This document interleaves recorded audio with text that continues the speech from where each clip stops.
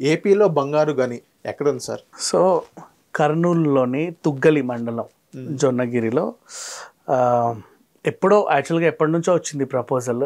2019-18 నుంచి అనుకున్నారు. 21 నుంచి కూడా కొంచెం అంటే ఎప్పటి నుంచో కార్యకలాపాలు సాగిస్తానే ఉంది. ఒక ట్రయల్ అండ్ ఎర్రర్ పద్ధతిలో కేజీ బంగారం ఇంకొంచెం తీస్తా ఉంది కంపెనీ. సో ఇప్పుడు ఫుల్ ప్లెడ్జ్డ్గా దాన్ని మన డక్కన్ కంపెనీ టేక్ ఓవర్ చేసి, వీళ్ళకి ఆల్రెడీ ఆఫ్రికాలో కూడా అక్కడిక్కడ కొన్ని మైన్స్ ఉన్నాయి, అయినప్పటికీ ఆంధ్రప్రదేశ్కి వచ్చింది. ఇప్పుడు 200 కోట్ల పెట్టుబడి పెట్టి ఫుల్ ప్లెడ్జ్డ్గా రోజుకి ఇంత సామర్థ్యం అని పెట్టుకొని తవ్వకాలు చేద్దాం అనుకుంది.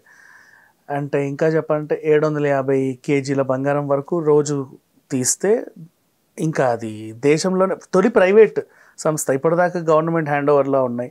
నువ్వు కేజీఎఫ్ సినిమా చూసుంటావు కదా, కేజీఎఫ్లో ఎలా అయితే కోలార్ గోల్డ్ మైన్స్ ఉన్నాయో అలా కర్నూలు జిల్లాలో కూడా ఉంది. సో ఆ 250 ఎకరాల స్థలాన్ని ఆ కంపెనీ సేకరించి ఇప్పుడు ప్రజెంట్ తవ్వకాలు అయితే స్టార్ట్ చేసింది.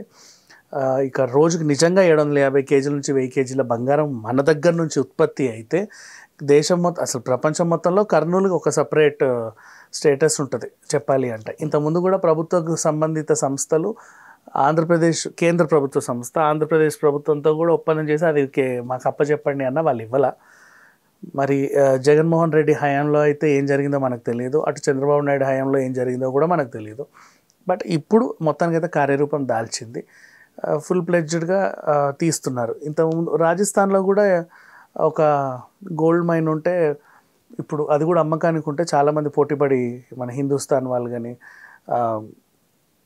మన ఇతను జిందాల్ కంపెనీ వాళ్ళు కానీ పోటీ పడ్డారు. బట్ ఇక్కడ ఆంధ్రప్రదేశ్లో డక్కన్ కంపెనీ చేదెక్కించుకుంది ఇది. బట్ ఈ సామర్థ్యం నిజంగా దానివల్ల అక్కడ ఉన్న వాళ్ళకి ఎంప్లాయ్మెంట్ ఉండే అవకాశం, ఎంప్లాయ్మెంట్ ఇన్ సెన్స్ రోజువారీ కూలి పనికి వెళ్ళి ఇప్పుడు సింగరేణి బొగ్గు కార్మికులు ఎలా పనిచేస్తారు అలా బంగారు గని కార్మికులు ఉంటారు, వాళ్ళు కూడా చాలా కష్టపడి చేస్తూ ఉంటారు. అండ్ నెక్స్ట్ ఏపీకి ఒక మెయిన్ ఖజానా అని చెప్పుకోవచ్చు. ఇప్పుడు పోర్టుల ద్వారా వచ్చే డబ్బుల కంటే కూడా ఈ బంగారు గని నుంచి ఉత్పత్తి అయ్యేది ఇంకా ఎక్కువ.